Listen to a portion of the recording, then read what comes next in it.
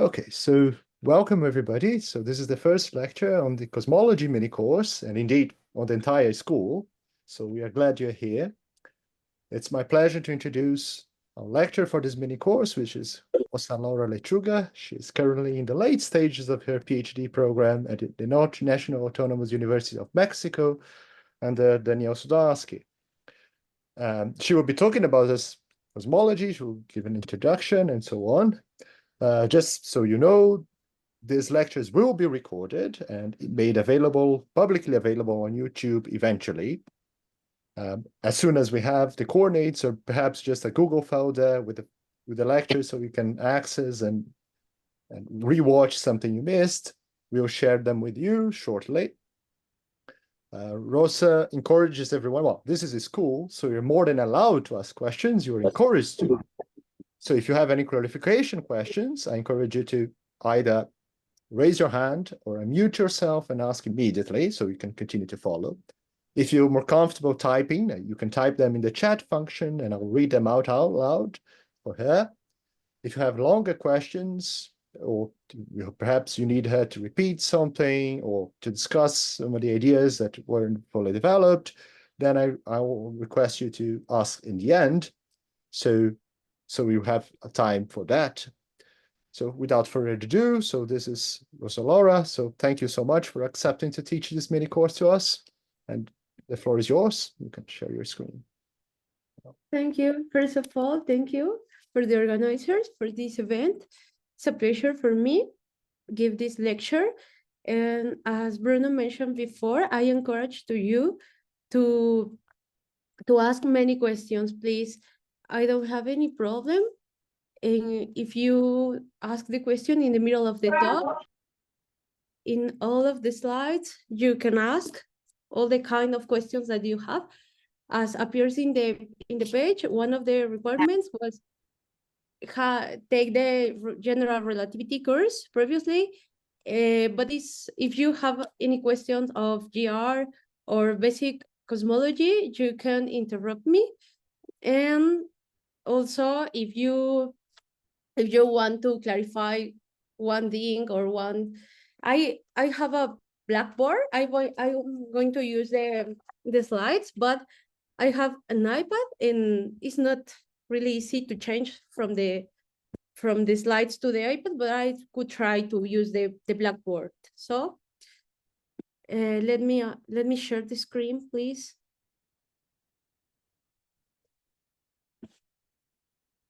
Sorry, Bruno, do you know if I have the permission to share the screen?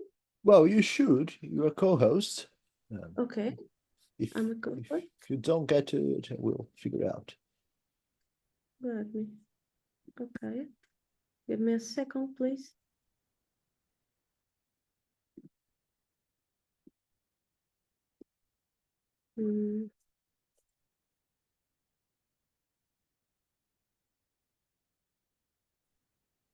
Can you see?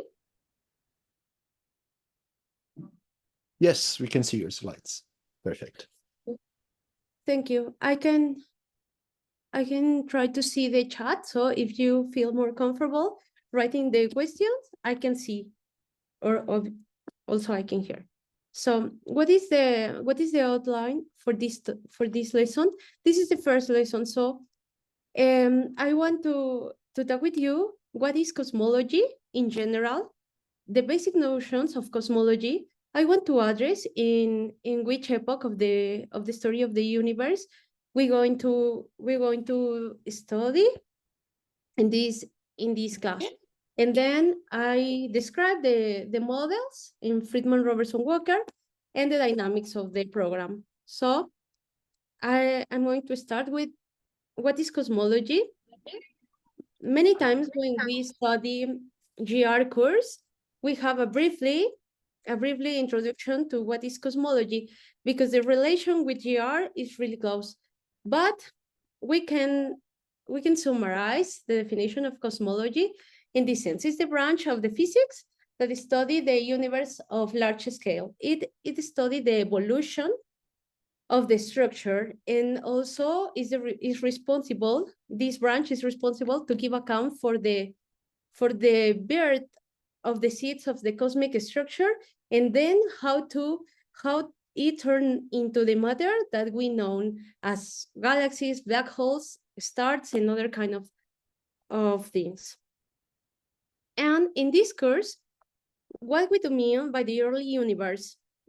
We're going to study the period after the Planck era. We know that Planck era is thought as an era in which we don't know what happened. We don't know exactly what happened. Maybe I misspeak in thought in that we don't have, despite of many efforts, we don't have a quantum theory of the a quantum gravity theory in that sense. But we're going to concentrate in the period of quantum fluctuations. Sorry, because the slides are in Spanish. Sorry, was a problem. And this is the inflation epoch. And we want to study before the radiation cosmic era. Many times we see in the books that appear as Big Bang nucleosynthesis, but we want to study before this epoch.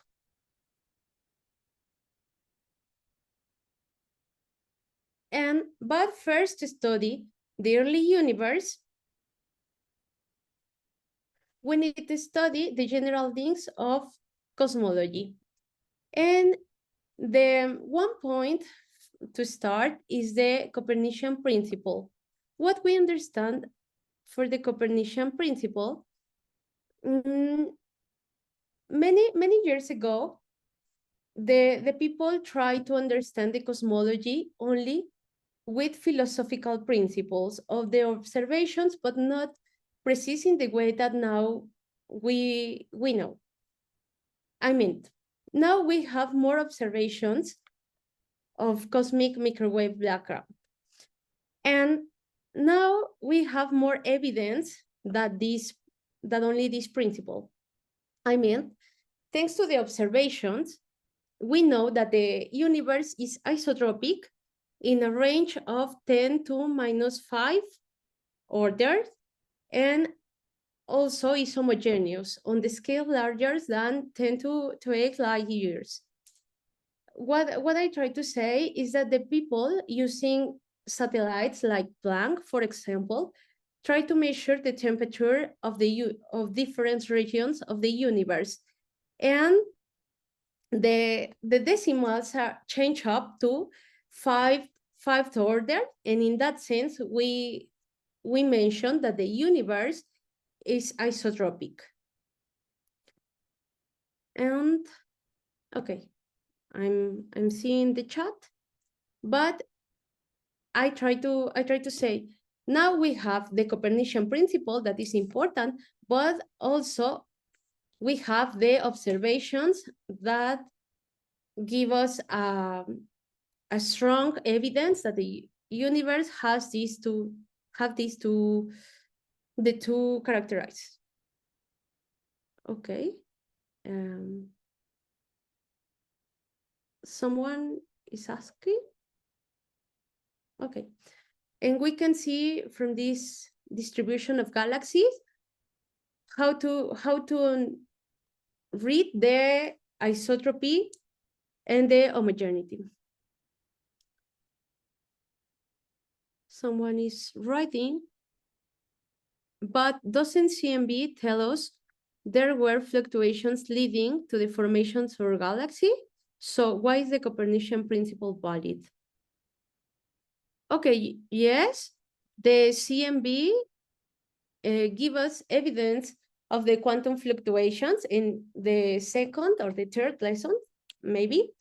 We will address the problem of quantum fluctuations, but also the CMB give us evidence for the homogeneity, because you can think that when the people measure the temperature of the universe, you can read how it changed from one point to the other, and the decimals for example, in the temperature, change up to the 5th order. In that sense, we're going to say that the universe is isotropic, or it has this characterizing. But also you can read the fluctuations. The same tool could work for both, for the quantum fluctuations and for the evidence of the Copernican principle. Okay. So if you have more questions, you can write, please. Or Brenda, do you have a question?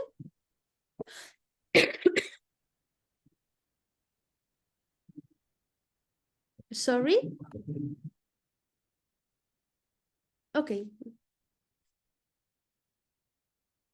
Now, this is only the evidence. I was talking about the Copernican principle that we can thought as a philosophical principle, and also with the try to connect with the observations. But what happened with the mathematical description of this area? One question is, okay, we know that there are two features in the structure of the universe, the homogeneous and the isotropic. But how could I relate with the mathematical representations? So we try to put in a one-to-one level the isotropy. We're going to understand isotropy in the sense that no matter in what direction we're going to see the same structure in all the directions. So in the mathematical sense, we're going to write in terms of the invariance on the rotations. And for the homogeneity, we're going to say that is the invariance on their translation, because we can see the whole universe with the same matter, or with the same form. And what lead with the homogeneity plus isotropy, it leads a maximal symmetrical space-time.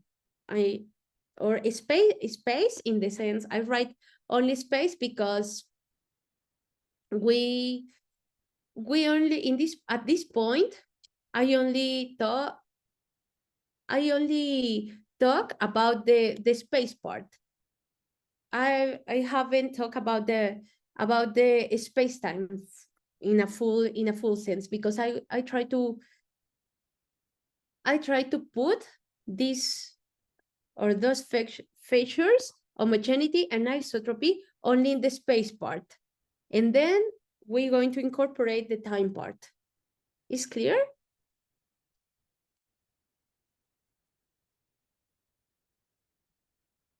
Okay.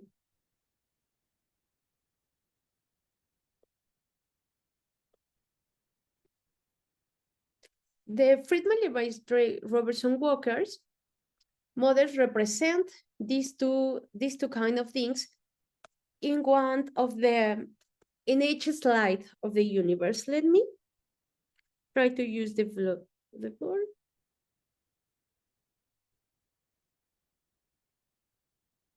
Okay. No, I can write.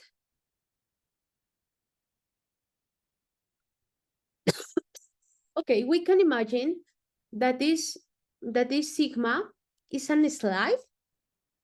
We can have a collection of slides, and each of them have the two characteristics: is homogeneity, has homogeneity, and isotropy. And in general, it can be shown that a maximal symmetry manifold has a scalar of curvature constant. And you can see, for example, in this reference, it's not the only one, but you can see in others. And also, you can imagine that the axis along you appeal this these slides, this kind of slides, is the time coordinate. I will mention later, but you can imagine would be good. Let me try again if I could use the Blackboard.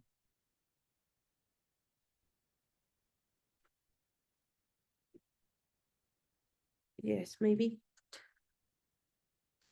stop share.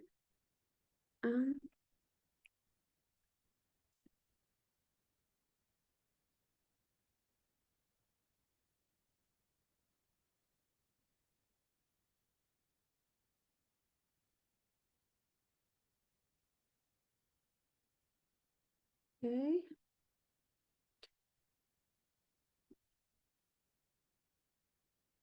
Airplay.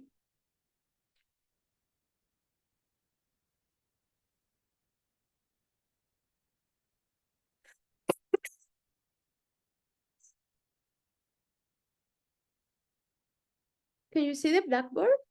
Yes. Okay.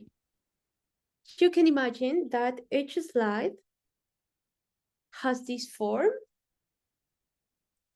and each of them has the two characterized. Is characterized by the homogeneity plus isotropy, and this sigma has a particular coordinate that I haven't introduced in the slides, but I'm going to do an spoil, and it's the time coordinate. So at what time we're going to consider one slide, and I put the level of 0, and then in other t coordinate, I can define a second sigma with the same characteristic, for example, sigma t. So in the middle, we can imagine, or we can think in other kind of slides. Each of them has a characterizing that I mentioned before. There are many messages in the... No, maybe it's not regarding the course. Okay, it's only one idea that we keep in mind. And when, okay, I can back. Let me share again the presentation. Okay, so the models represent the homogeneity surface or hypersurface, and the fact that the universe evolves in time is codified in the sense that I put many slides in the t-axis. Okay, and I mentioned again, I only talk about the space part. Each of the slides can codify using a metric with constant curvature, or in other words, an space-time which is maximal symmetry or has maximal symmetry. The Euclidean spatial metric is one of them, and is right in the equation 1, and is maybe the most familiar metric. All the, or many kind of things in physics are easiest to work in this framework. And the second is the metric of the 3-unit sphere, and the last is the 3-unit hyperbole metric. The three have the characterized of homogeneity, and codifies the homogeneity and the isotropy, in the sense that if we consider a rotation, it remains invariant. And also for the homogeneity, when we consider the translation. Okay, but so far I only talk about the space part, and each of these slides could have a second, between quotes, a second characterized, and is how big is the slide, and the size of this slide is codified by this factor. This factor is the well-known scale factor. Sorry, is there a question? One turns. I remember having read the maximal symmetry condition in Hobsbawm's book before. How do we justify this necessity? Okay, these conditions is in many books. I only write one of them, but you can read in many kind of books. And they justify to use the question. Let me tell you this, and tell me please if the question is going in this sense. But I understand, or I understood the question is, what is the justification to use a maximal symmetry space-time in cosmology?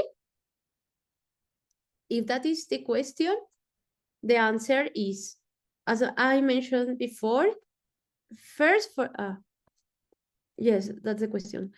First, for the Copernican principle. Oi, é que eu não entendo nada que ela falou. Você entendeu? Okay. We can understand the Copernican principle in the sense that we have a strong evidence, and with the observations, we have a strong evidence that the universe should or must have this characterized isotropy and also the homogeneity. So if we put together homogeneity plus isotropy, these two things, invariance on the rotations and invariance on their translations, could codify in a maximally symmetrical spacetime. We know that the maximally symmetrical spacetimes have many other characterizations, as, for example, has the maximal number of killing symmetries, of killing vectors, in the sense that we can codify. We know for the GR course that using killing vectors, we can codify the invariance on their rotation and on their translation and other kind of invariance. But in this case, we're going to concentrate only in these two, on the rotations, on their translations, and using that argument, we thought, okay, what could be a good space to work in cosmology? And the answer is, okay, maximal symmetrical space-times has those two features. So this is the justification that I mentioned before. I don't know if you have, or you expect a different answer. You can tell me.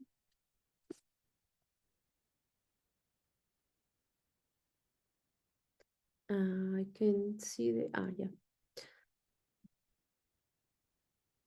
That's it. Okay. Thank you. Thank you for the question. And in that sense, we're going to work with maximally symmetrical space. And as I mentioned, the three spacetime that has or have this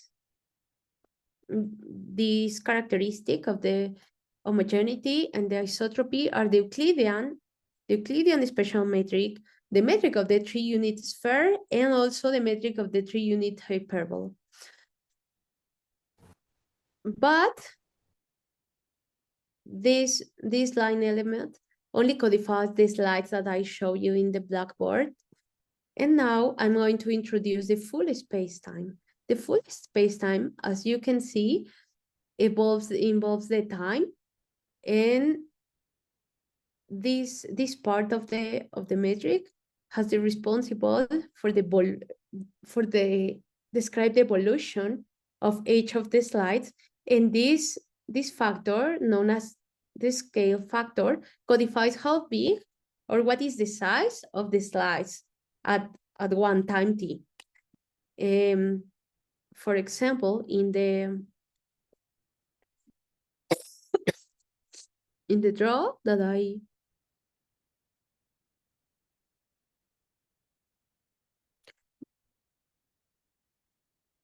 showed before.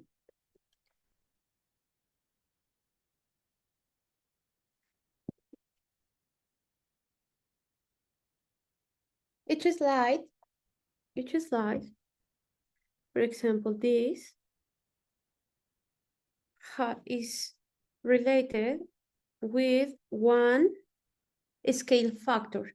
And this scale factor give us what is the, between quotes, what is the size of this hypersurface? How big is if we compare each of them? This could, we can use them. The level 0, similar. And in this, for example, T1, and in this case, A of T. This is not, as you can see, this is not a constant. It's a factor that changes with the time also. And it's really important using this notation because to introduce, because we can take this in mind. For example, in the beginning, we can consider this slide and also with this scale factor. Now we have that the universe is has homogeneity and isotropy, and this quantity tells us, okay, how big is this slide? And then how evolve with time the slides, because the homogeneity and the isotropy, we think remains in at each time, but the factor, how big is, change with time.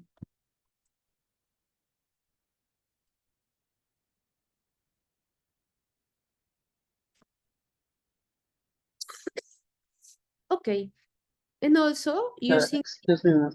yes, please. So I have a question regarding this T. So is this time different than the time that we use in space time? Like, Okay, what time is the question? just let me explain again. Yes, yes. Like if there's a massive body, that would curve the space time around it. Okay, thank you for the question. Yes. Yes, I'm going to, just in this part, I'm going to talk about the time. It's important, it's a really important question, thank you, because we can, also for the time, we have the option to use many coordinates to describe it. In this case, I'm work with the physical time. I mean, is that, let me say something. We can read in this metric that we don't have crosses elements, in the sense that space with time, and also the part of the metric that include the time is free for other quantities that depends on the space of the spatial part. So in that sense, we're going to say that these coordinates, this with this new coordinate, time, are the comoving coordinates. And physically, we can think that is the time that suffer an observer falling in a geodesical movement. In that sense, for example, we can think in an observer which is moving along a curve, and if we try to the trajectory, I mean, we try to see what is the geodesic. The parameter that minimize that distance is this t. So is the thin parameter, and that in this sense. But it's not the only one, because we can redefine this quantity, and we can write this this feature with the conformal time, for example. You try to address the conformal time and the difference between the conformal and physical time. The question is about that. Yes, kind of. I mean, like how we use describe a space-time, and when there's a mass, that mass would curve the space-time according to it. So the time around that mass would also change according to the mass of that body. So I was asking that, does this time dt here is different than the time that we use as incorporated in the space-time part? I guess that you already explained in the dt and dx term. So Yes, for example, at this point, I'm only talk about the space times, the geometry of the space time. Maybe the question is more in the sense that GR, talking about the matter. I haven't talked about the matter and the trajectories, or maybe I talk the question in the sense that if you have a null signal, or a time like geodesic. But if the question is about the matter, at the end of this lecture, I will introduce the Einstein equations to talk about how we combine the space-time with the matter, and what happened in that case with the different elements of matter. Maybe the question could be addressed at the end, or let me in the following, let me see, or let me know if the question have been answered, and if not, you can ask me again, please. yes, no, it sounds good. Thank you. And let me see in the chat. I can see the chat. No, there are no questions in the chat. Okay, in this sense, we're going to see that this time is the physical time, and this coordinates has the name of the comoving coordinates, and the observers with this dx equal to a constant are denoted as commovable or static observers, in the sense that static observers or geodesic observers are related with this notion of time.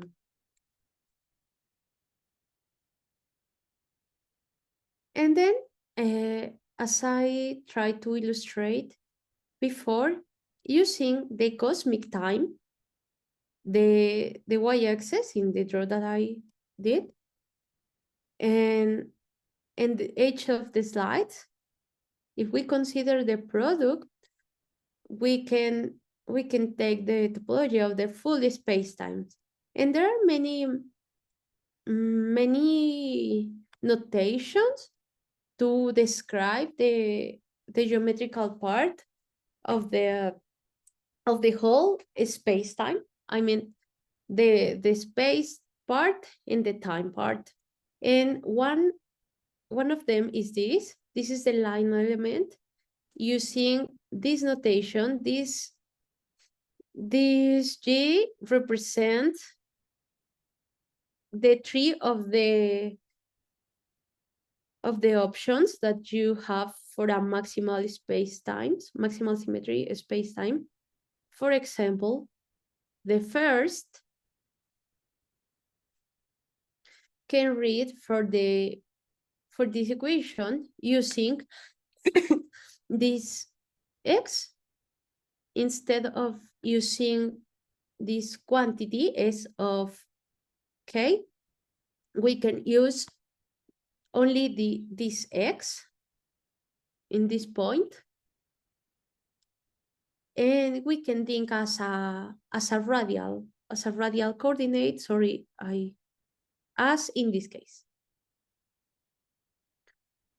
Okay, and then we can choose, for example, this in the case that I mark. In this case, we know that the sin of theta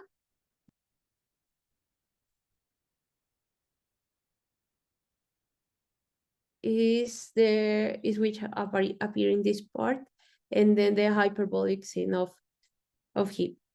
And in one, this is only useful when we try to summarize the three cases in one. It's only for notation, but I think it's good to know because in many references appears in this way. I don't know in other cases, but for example, in my case, when I work, it's not really comfortable work with this expression. For me, let me show you first of all, show you the forms of the universe. This is a closed universe codified in the two cases, and then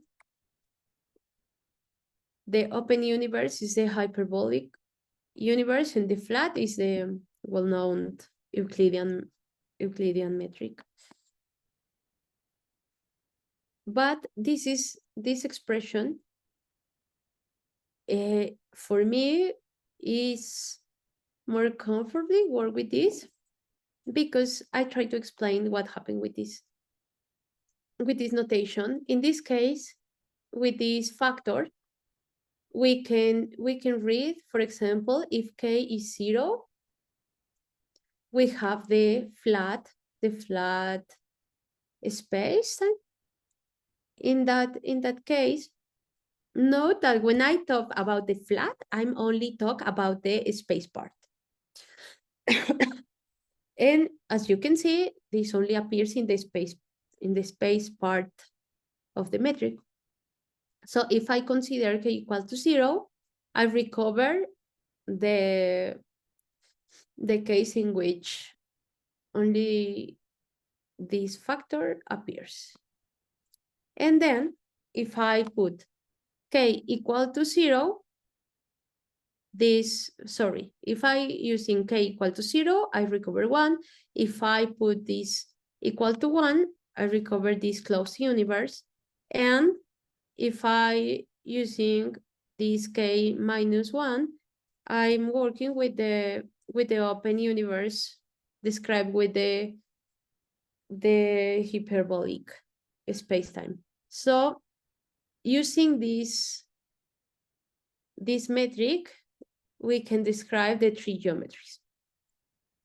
Okay. And now, so far we have all the elements to change to the kinematic part of the talk. Do you have questions about the geometry of the spacetime? Because we're going to move to the second important characterize of that is the kinematic part of the universe. And I will talk about the important notions in cosmology. And one of them is the redshift. So we will define a quantity to measure what happens with this factor. This factor, as I mentioned before, is well known as the scale factor. But we know that the universe evolves. As I mentioned, or I draw in the blackboard, each slide codified here with this sigma has this factor. And if this factor change, it means that the universe, the form of the universe is changing. And in that sense, in each of the epoch of the universe, we can read how the universe change, or how the form of the universe change. And we can think, or we keep in mind the idea that the universe, the form of the universe changes with the time. In this sense, the people talk about the acceleration of the universe, because if this factor is changing, we can imagine that the form of the universe is expands or reducing, but change. And in that sense, we're going to say that it's important to study the acceleration of the universe. And actually, in the epoch, the discourse focus is the early universe. In the early universe, as many of you know, the universe suffered an accelerated expansion. So it's not only in that epoch that the universe suffers an expansion, but I try to describe one reason to study this quantity. This quantity appears in many branches of physics, and one close to this is special relativity. But in this case, I'm going to show that this redshift is regard to the accelerated expansion, not to have an observer moving with a big velocity close to the speed of light. It's the same name to describe a different situation.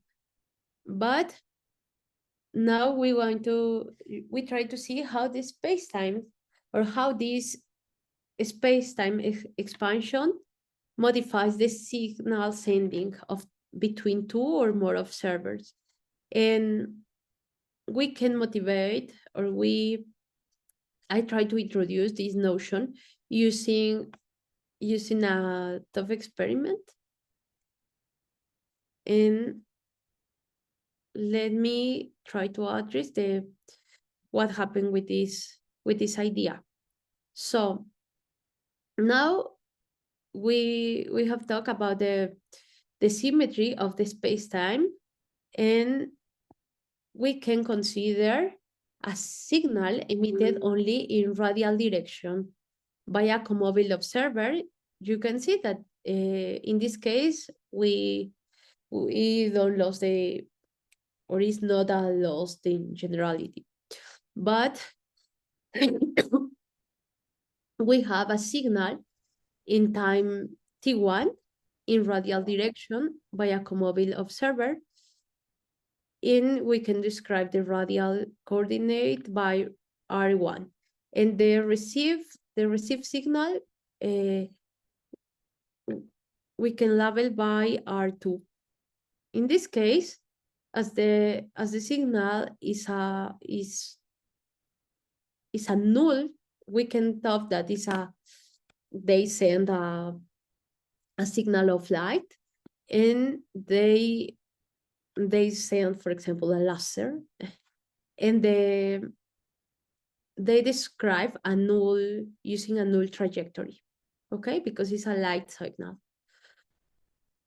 And we know that the light signals are described using a null element of line.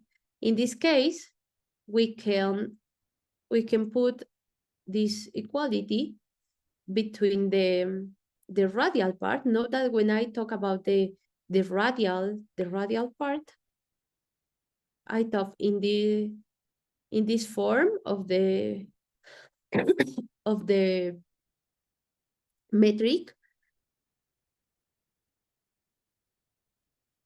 and I'm using that this part is the only one to contribute.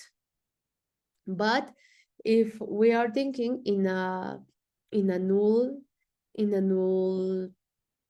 signal, this is equal to 0, and then we get this expression. And with this expression, we can rewrite in terms of the same quantities and try to see what happened with this quantity.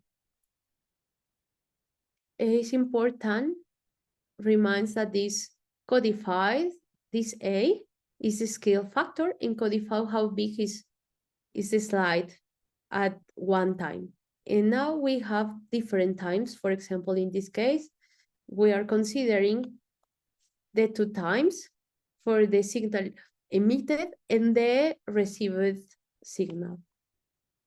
And also we have the two radial coordinates for the emitted and for the received observer. And we can think in a different or a second signal emitted in one interval that now is t plus, oh no, t plus delta t and received in t2 and now in t delta t. Okay, it's clear is the idea? You can follow the whole idea?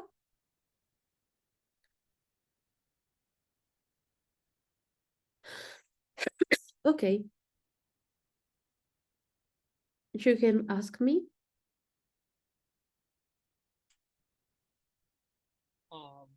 One thing, ma'am. Please go ahead.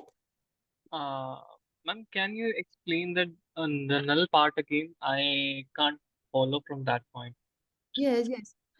You can think in many kinds of signals, as you can remember, for example, in the case of, in the course of GR, in the special relativity, you consider different notions of distance, for example, or when you study the interval in GR, in special relativity, sorry, you describe for massive particles and what happened for a time-like curves and for null curves and for the massive bodies, for example. In that sense, you have to, if you remember, you have three notions of intervals. When dominates the time part, then when the space dominates, and a different interval when this element is equal to 0. And actually, when you study the, for example, the behavior of the photons or the signal of light, you can think in this kind of notions. When you consider, for example, the behavior of a photon, if you remember, in this is only a try to use the special relativity part to and bring to this framework. In this case, we have a light signal. In that sense, we can think that is a null trajectory. You can think, for example, in the trajectory of a photon, of the line element to describe a photon. Okay, ma'am. I got your point. Okay, but in this, I thought in a particular situation in which you have two observers. Let me, maybe I can use the black part.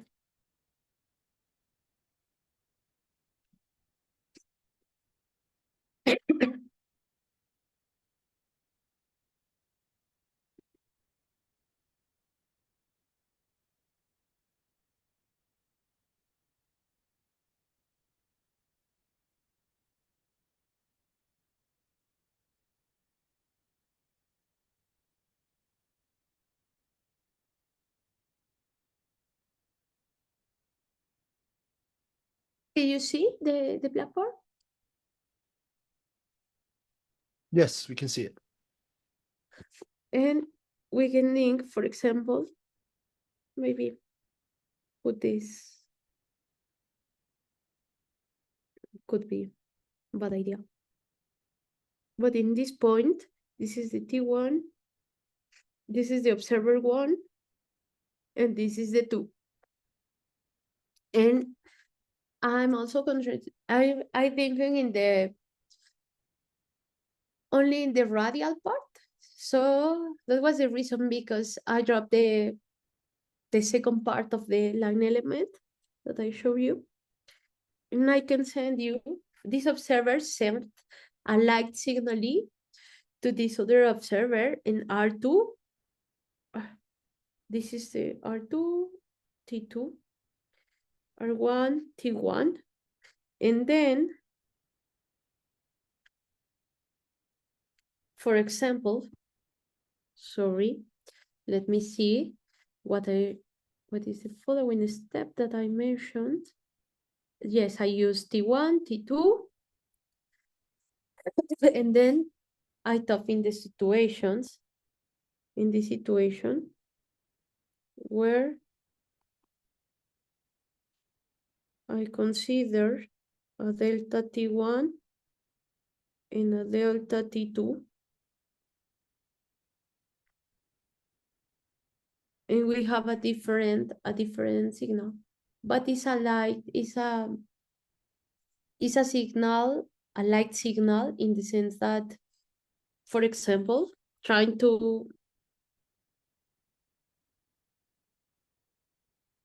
answer the question using an example in the GR. Sorry for the bad, for this bad con. But many times when the people talk about null intervals, talk in the trajectories along in the border of the cone. In that sense, it's a light signal. Maybe this is a bad draw, but I try to use the notion of special relativity and bring to this cosmology part. But you can think in the same sense. The null interval.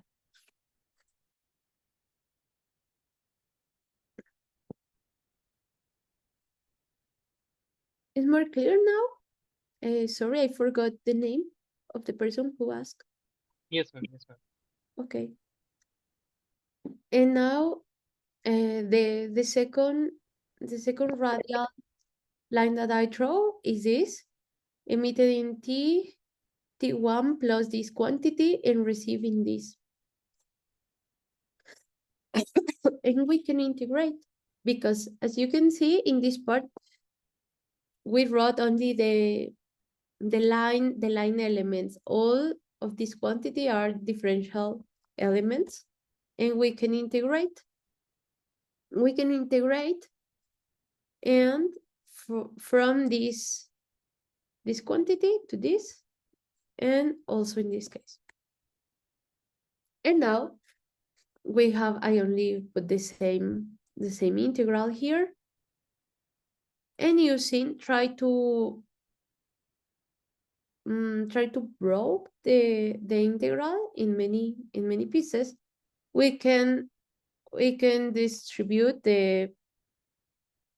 these intervals only in T1, T2, T2, and with the part that we add.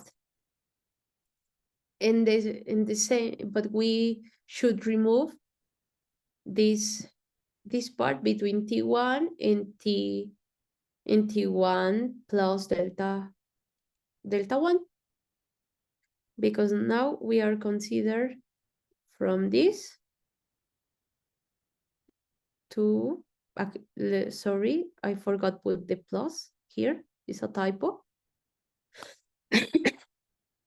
And we separate we split the integral in this form. But let me say something about this. We're going to concentrate in the limit of the short intervals. I mean, I think only in the differential intervals of the time. In this sense, I can write, this is not follows from this, it's only a a comment between. And we think in these quantities of that is a short period of time. So, as I mentioned before, this T is the proper time, is the physical time that is observers measure. And we can think in the signal of in the crest or like a pulsar that one observer sent to the other, and between two crests of wave, and using that the wavelength is it has this form in terms of the speed of light, and this f is defined as 1 over t, as in many physics books. We can write the 12th expression as in 13. I only perform a change of variables using this lambda instead of the intervals of t explicitly. It's only a change of variables, but it's really useful in the following. Do you have any question with this notation?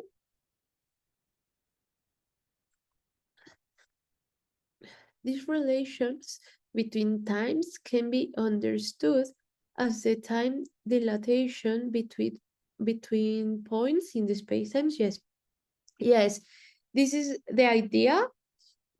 I lost the question. Sorry.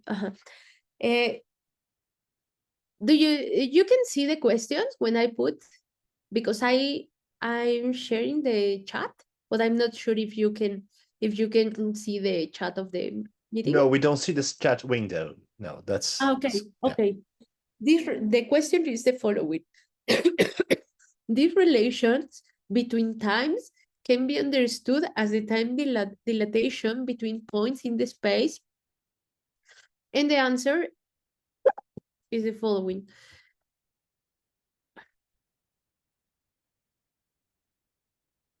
When I started to talk about the redshift, I mentioned that redshift is the same word in many contexts. For example, in special relativity, is using the same word, but the redshift is, in this case, try to codify how the accelerated expansion of the expansion of the universe alters the signal sending. And your question is if the time dilatation between points affects in the space-time.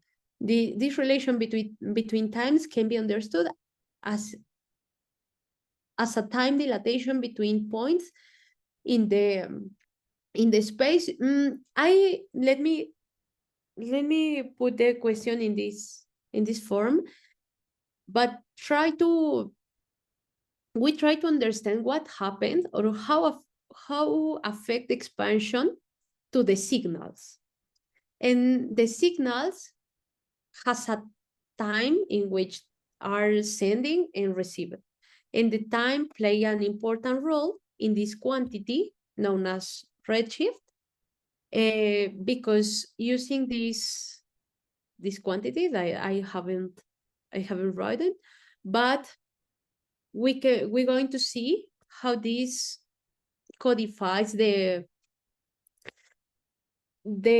form in which the expansion of the universe alters the signals of the different kind of signals that two observers send between them. I don't know if more or less.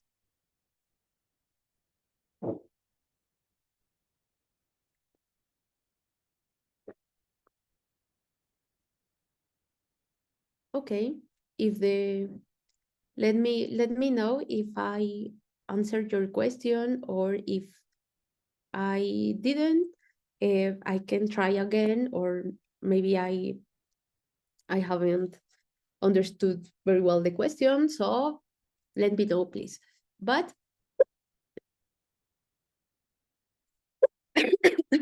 we can follow with the, okay. And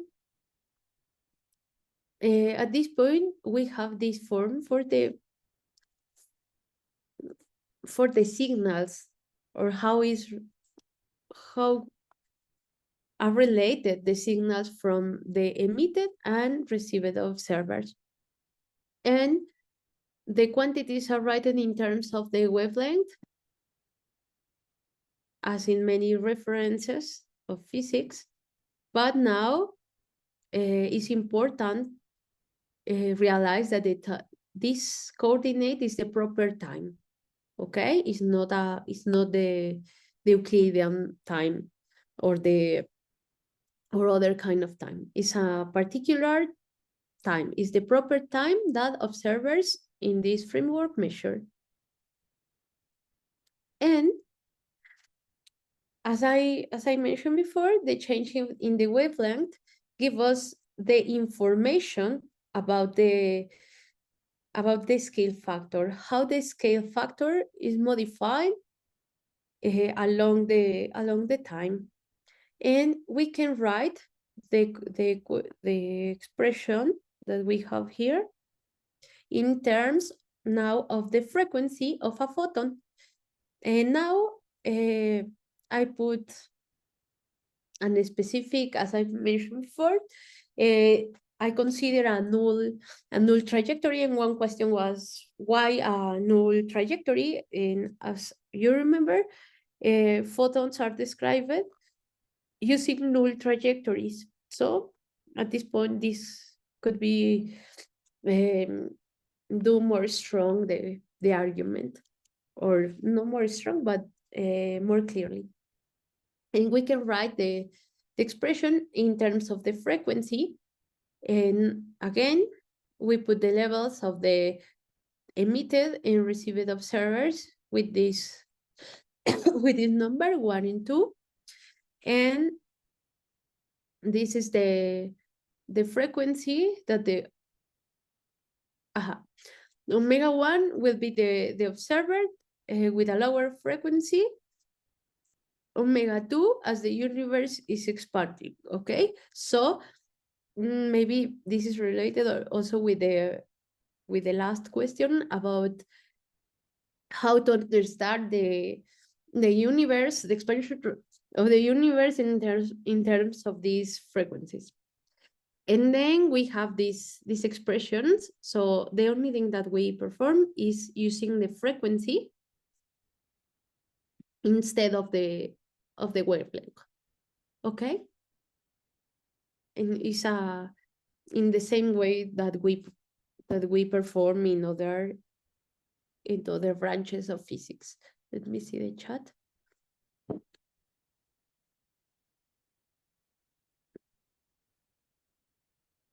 Oh, I couldn't see the chat. I can see.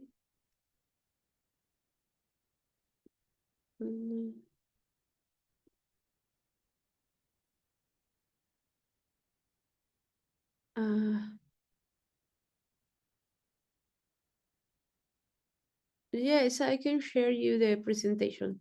Okay.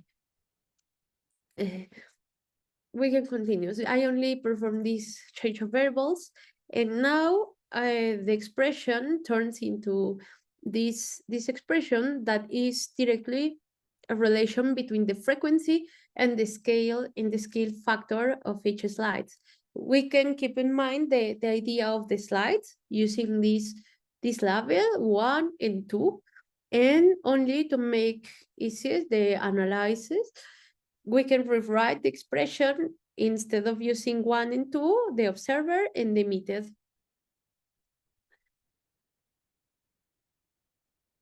And this is the physical reason or the physical behavior of the signals using this context.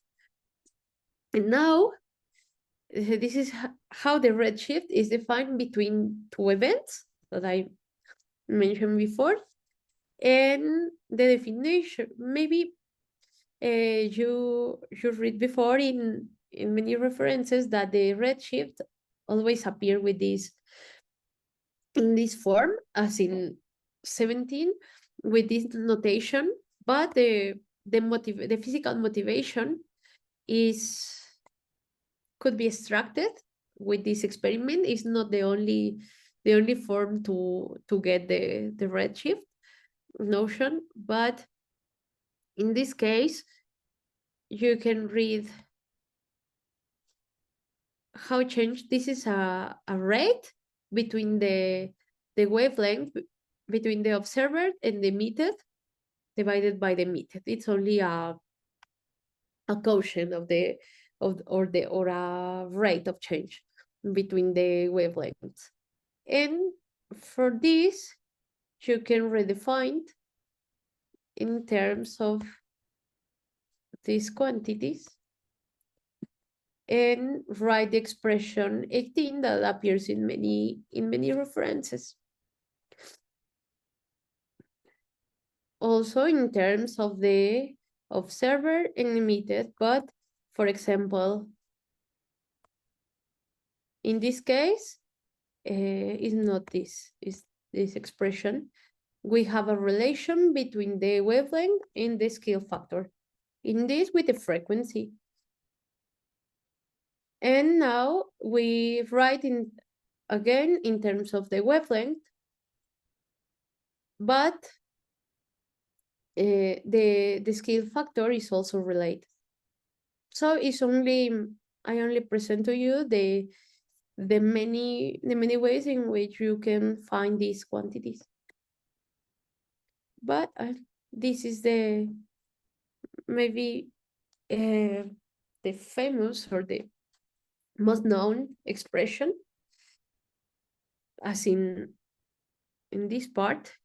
And now if we consider that the observations take place today, when we talk about today, the label that codified this is a note.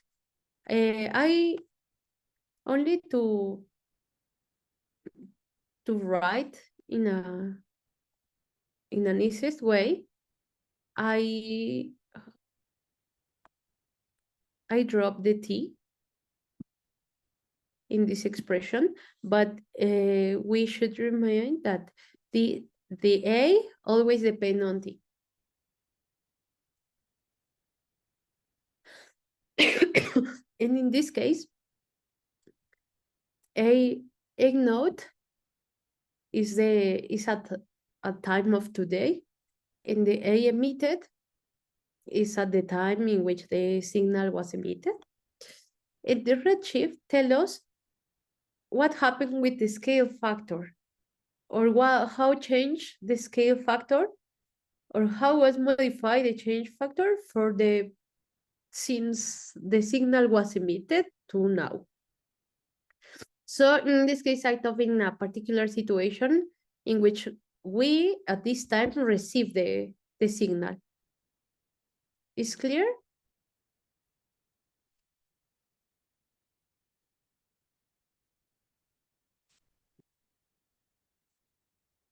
Yes.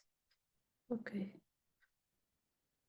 Okay, and maybe this answer one of the questions that you did before. What this quantity tell us how was the change in the scale factor. In the scale factor, instead is related with the time. So the scale factor changed with time and is codified using the redshift. And this is the expression in terms of the energy of the photon. That was the reason, because I wrote before in terms of the frequency, because you can remember the frequency is directly related with the energy in terms of the photons. And we have an expression that is written also in terms of the scale factor. Okay, if we consider a light signal very close to the current time, I meant not from the beginning of the story of the universe. I know that these kind of words are badly or not really strong speaking, but we consider a short interval between the current time and the emitted time, and we can get this approximation. Okay, the standard way we approximate for short intervals. And also, as I mentioned, I'm using the time of today, but it's only a particular election issues.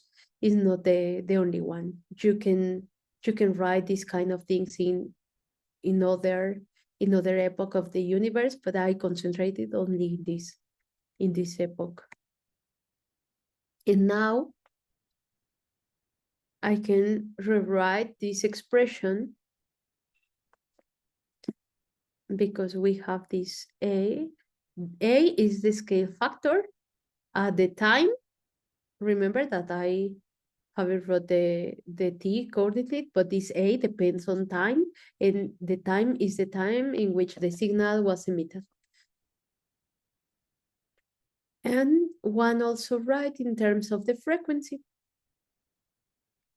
And we get this expression. This is for this part. And is related with the frequency as we showed before. And for a light signal, the distance traveled can be defined using the special hypersurface as the slide that I drew before, and given 2 points. And we can identify this sigma and these 2 points with 2 co-mobile observers, sending observer and receiving observer, as I described before, on a hypersurface of t equal to constant, and this sigma is characterized by the hypersurface corresponding to the moment in which the observer receives the signal. And in that case, we say that this is a distance in that sense. This is a distance between 2 observers localized in one hypersurface. It's only a definition that appears in many times, in many books. And you can realize that this is not, the notation could be not the best, but the notion is that I mentioned before, is the distance between the 2 points in the hypersurface and the scale factor. And this sigma refers to the hypersurface as I described in the geometrical part. In this case, we have the frequency radio, and how change the scale factor.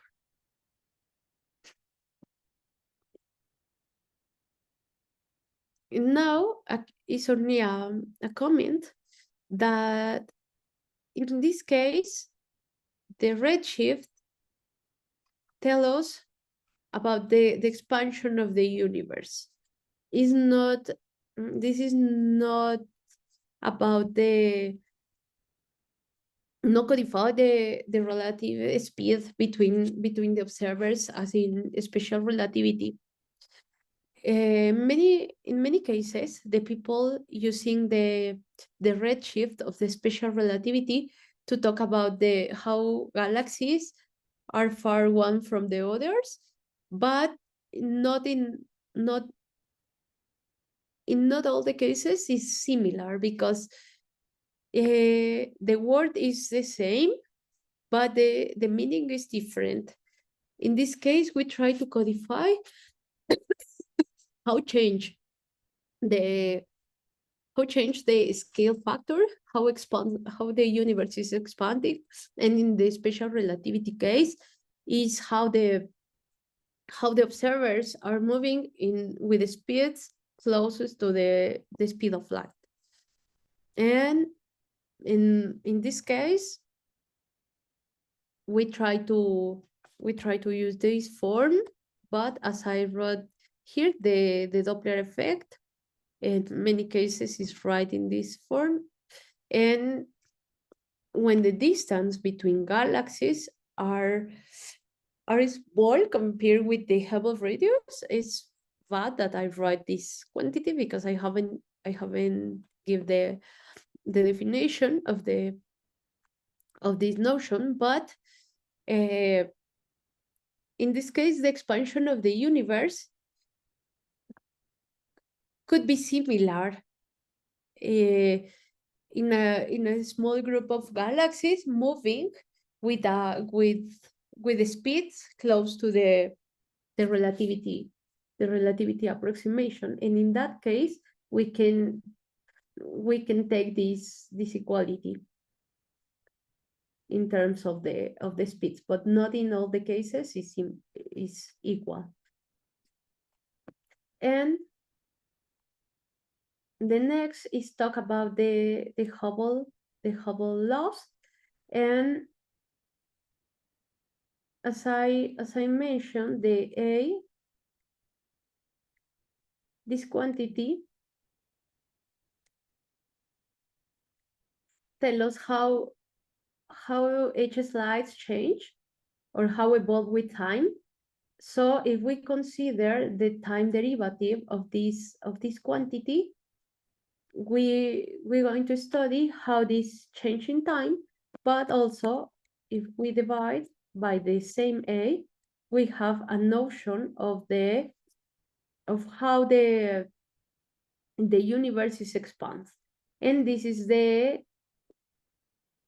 Hubble constant.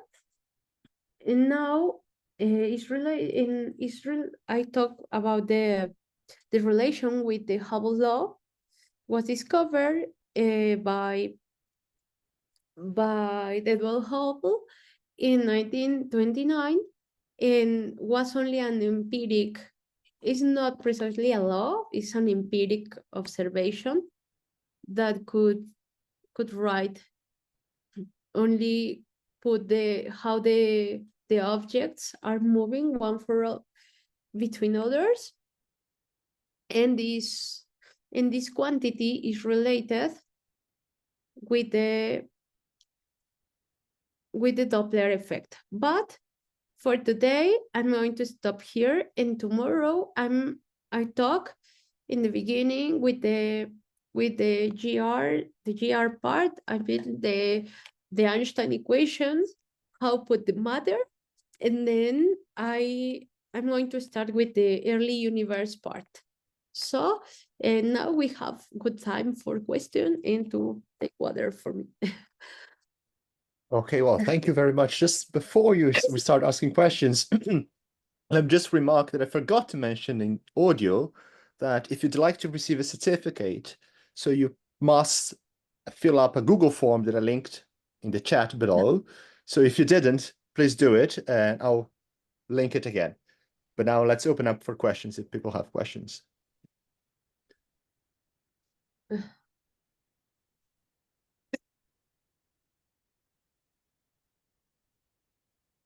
So it's linked again, so if you haven't filled it out.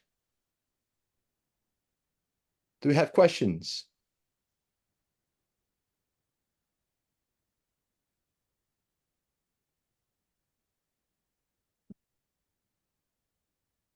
Well, many people thanking you for the lecture, Rox, but Yes, thank you.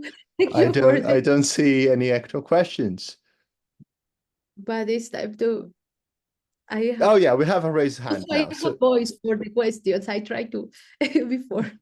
very good. Sorry No, we have for. We have a tomorrow. raise. So we have a raised So hand by. I have a yeah. question about the red shift and blue shift. The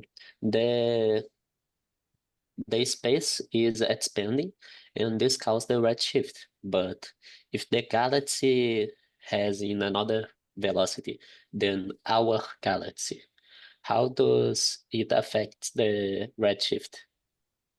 Sorry, can you repeat the last part of the question? Only the last part. The space is expanding and accelerating, and this causes the shift. But the galaxies are also moving. Okay. They are moving in other velocity than our galaxy. How does this affect the red shift and blue shift? Okay, yes, it's a really interesting question because as I mentioned in one point,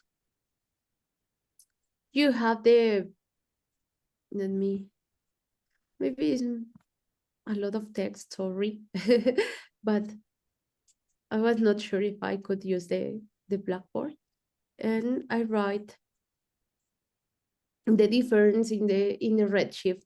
We have one redshift regarding by the expansion of the universe, and the other is, as you mentioned, because we know that, for example, there are galaxies moving with respect of us with a particular velocity, right? And is for the astronomers, they try to codify the redshift of how the galaxies moving a part of us using only the relative speed between them. But also when they try to incorporate the scale factor, how it changed, they can get the modifications of this quantity of this redshift. But it's not easy, and I'm not an expert in the observations part, but as I understood, as far I understood, they try to see using the lines of the elements that they emitted, and try to see what happened between what happened with the velocities between the galaxies. And then for other side, you can put the cosmology part in, because now we know that the universe is expanding, so it's not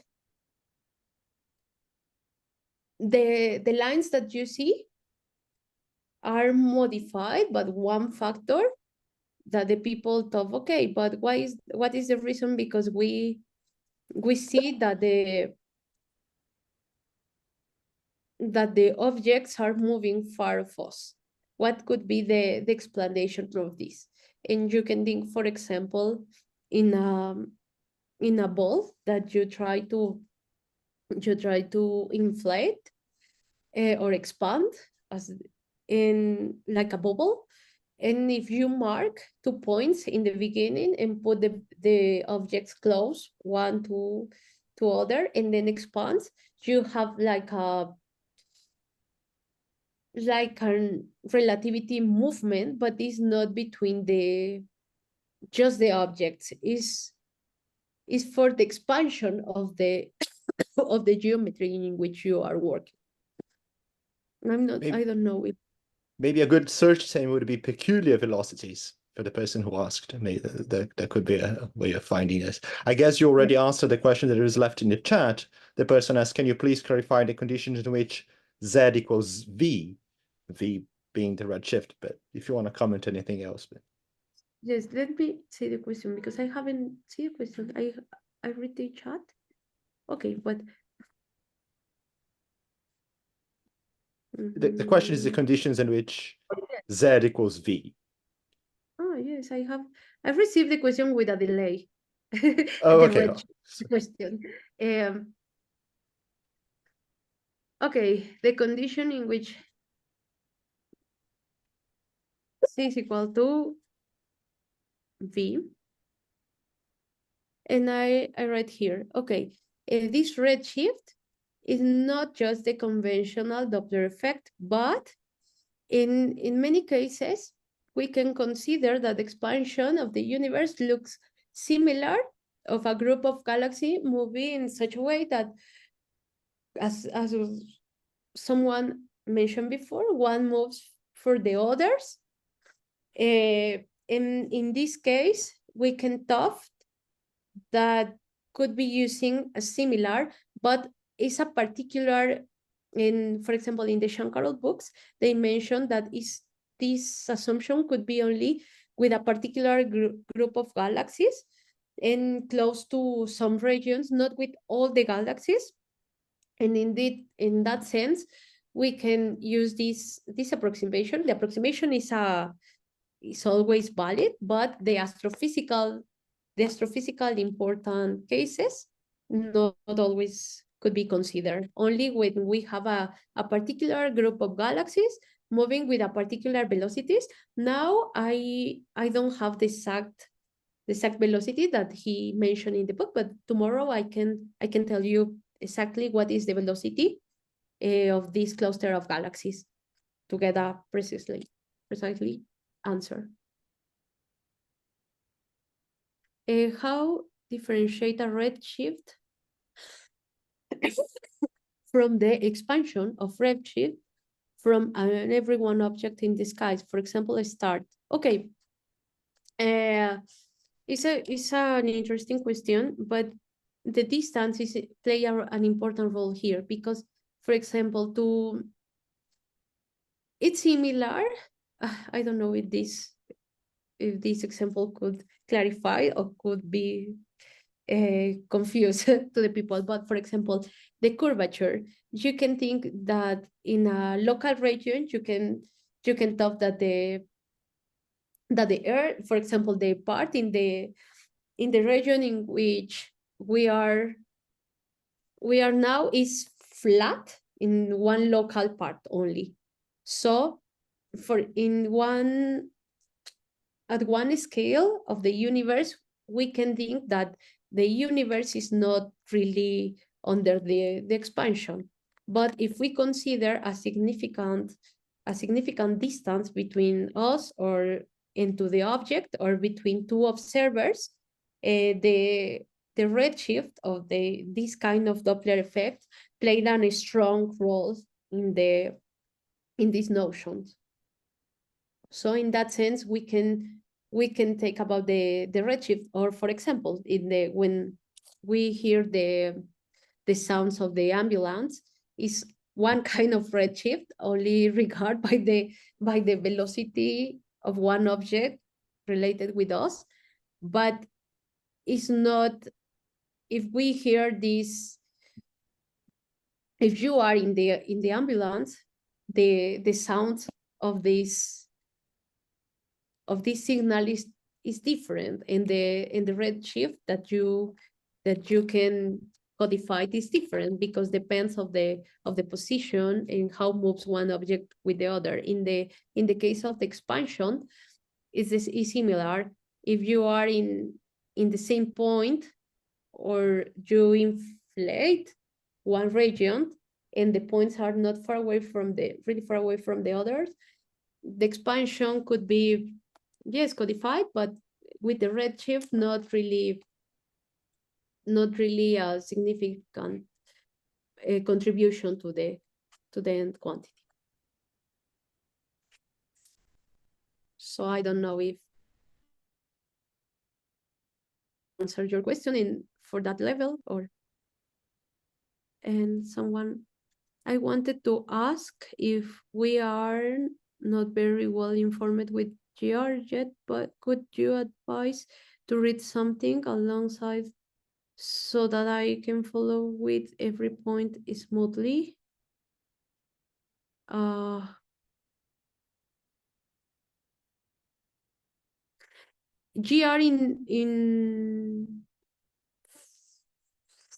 to follow this course, or GR notions, the essential GR notions, or? Yeah, that's my understanding of the question. Yes, I thought. there are many references, but for example, the one book could be the Shankar books, the Heartless books. I can, let me see if I put in the references. I'm going to spoil the class, but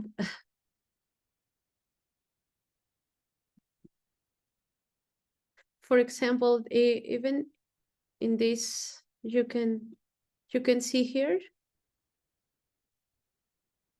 the first two references, and the Shankar books could be works, I think. In the Heartless books, there are many references to study this kind of things. How can we differentiable between the redshifts occurring during the proper velocity and an object with a redshift due to the expansion? It's a different question, I think. How, sorry, I thought what's the same. How can we differentiate between the redshifts occurring during the proper velocity of an object and the redshift due to expansion? Maybe it's related with the previous question, but the redshift is not easy to differentiate the redshift, the velocity redshift with the expansion redshift when one works with astrophysical particular objects. Oh, sorry. For example, with the clusters of galaxies, that appears that the galaxies are moving far away from the others. In that case, and that what is the reason, because many people thought as synonymous the redshift of the velocities and the redshift of the expansion. But for example, if you consider not only the clusters of the galaxies in the reference that I mentioned, the author described that the lines that the astronomers get are not exactly, when you incorporate in the theory, the expansion of the geometry. So not in all the cases you can consider this difference as an effect of the difference of velocities, of the velocities close to the speed of light. Maybe the question is more observational, right? So if you measure the yes. redshift, you don't measure the cause, but yes, it's not easy, because as I mentioned, I'm not an expert in the observations, but as I understand, as far I understood, they get the line of the elements, the emissions lines, and then try to see, okay, we have these quantities, but it's not the kind of things that we expect, and what could be an element that played a role here. And even the theory, they incorporate they work with the expansion of the universe, they get the answer of the kind of answer that they is not exactly it's not the best answer to your question, but it's a way that, I don't know if Bruno want to say something because I don't. Oh, I'm afraid I don't know how to observe, but perhaps something you have to do by looking at more than one galaxy, more than one source, and right, because from one observation maybe you then can't tell apart, but you may need multiple observations. But I'm no expert on that. So yeah. Yes. If you have any more questions, you're welcome to unmute yourself and ask.